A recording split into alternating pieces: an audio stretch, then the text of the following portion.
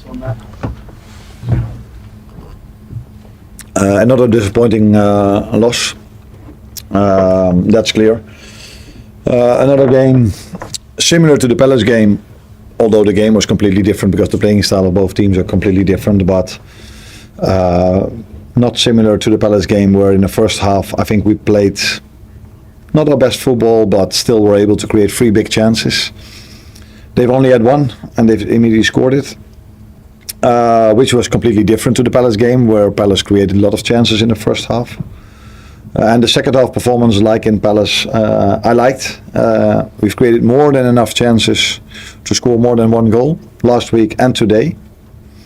And when we did, I think there was a period of the game where I felt now we're going to win it. We came a lot of times very close with chances, but also with moments where we had a 4 versus 3 in our favor, not outplaying it well enough in the last pass, but and in the last 10 minutes it was an end-to-end game. Both teams could have won it, and we didn't, and Chelsea did.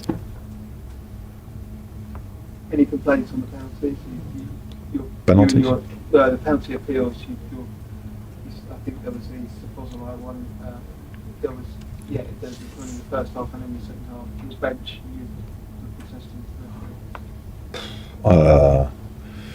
I think you mean in the second. The second half when Alex tried to go for the ball and he felt an arm in his head. Yeah, unfortunately we don't play Champions League, because this week in the Champions League there was a penalty.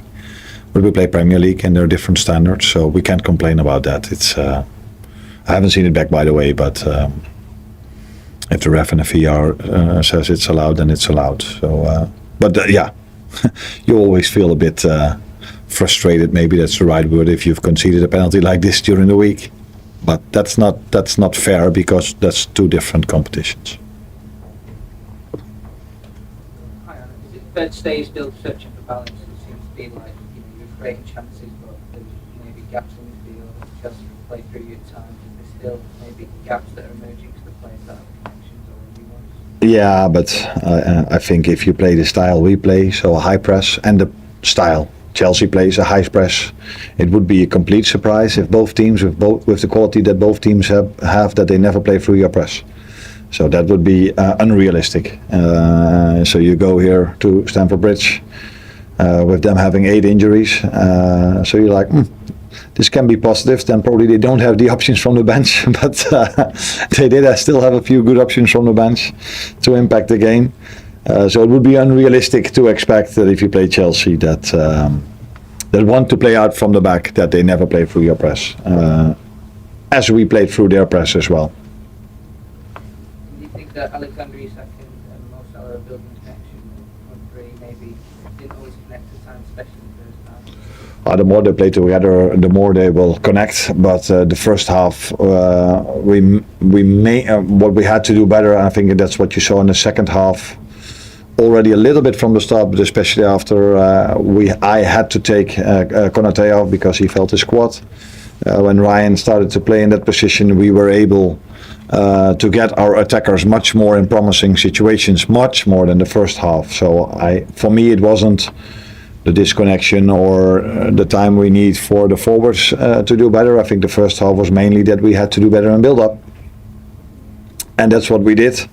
More and more in the second half, and that's why we created also so many good moments, chances, and moments that we could have created much more. Arne, obviously when you lose, there'll be much more focus on all the changes in the summer, the new attackers. I mean, how close do you have this team to what you wanted, to your ideal image of it? I think you're never close to your ideal. You have to work really hard to reach a certain level, and then it's very hard in football because you also play against very good teams to keep that level in going, and what I mean with that is consistency. So, but it's clear that we had our changes in the summer. Players came in different moments. Last week there's hardly been any training time, and still we need to try to bring these players in. And if the result would have been better today with a draw or a win, which was both possible. I don't say we deserved it. A draw we definitely deserved, but then we would have had a great start to the season if you take into account everything that what happened in the summer in Liverpool. Behind it. Can you tell us what happened to Konate, and if it's a big injury? I don't know if it's a big injury, but what I do know is that he limped. Is that the right English word? A little bit. And when I asked him, he said, "Yeah, I feel my quad a little bit." I said, "Okay." But then for me, all alarm bells go off because in another sprint, then you never know if that is going to go good. Is that the way to say it? So it was already also a substitution that I had in mind, maybe for a few minutes later or a little bit later, because the right centre back had a lot of ball possession, and we needed to create from that position, and we all know that Ryan is quite good in that. So yeah, it might be okay that he went off early enough, but it was clear that I had to take him off because he was limping. One here, then last one here. Hi, Arne. Talking about your defense, Konate and Van Dijk obviously haven't played very much these games against him. Konate has been injured now. How do you think you can rotate more the centre backs? How you can do this? That's not so easy to put someone else in. That's the way to rotate. But yeah, if I rotate against Galatasaray, people complain that I rotate. So yeah, it is a risk of playing. We were just talking about Konate. He's playing 3 games now in 7 or 8 days with 4.5 hour flight up and down. So yeah, that's true. But yeah, that is the balance you need to find. Playing a tough game against Palace that play only long balls, and every ball, every corner kick is dangerous. So you need long and strong defenders, and I think if you play Chelsea away, you also need 2 centre backs. But when we were 0-0 down, I took the risk, if you want to call it like this, to play with a midfielder as a centre back. Last one here. Hi, I know you mentioned in midweek about resting Mo Salah and the minutes he's had, but today you seem to snatch a couple of chances. Do you think the team are kind of missing that clinical cutting edge from him in this sort of moment? Yeah, now that's then interesting. So, did he create today so much because he didn't play during the week, or did he miss the chances because he missed a bit of sharpness that he could have had if he would have played against Galatasaray? We will never know. What I like is that we brought him many times in the position he would like to be in, and I would like him to be in, because he's shown in his career and since I'm here that in those positions he can score goals. And I think today he had many opportunities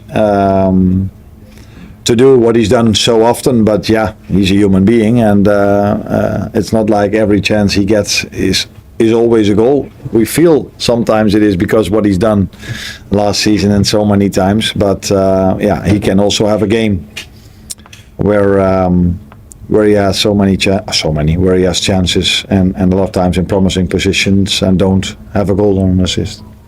Thank you, everyone.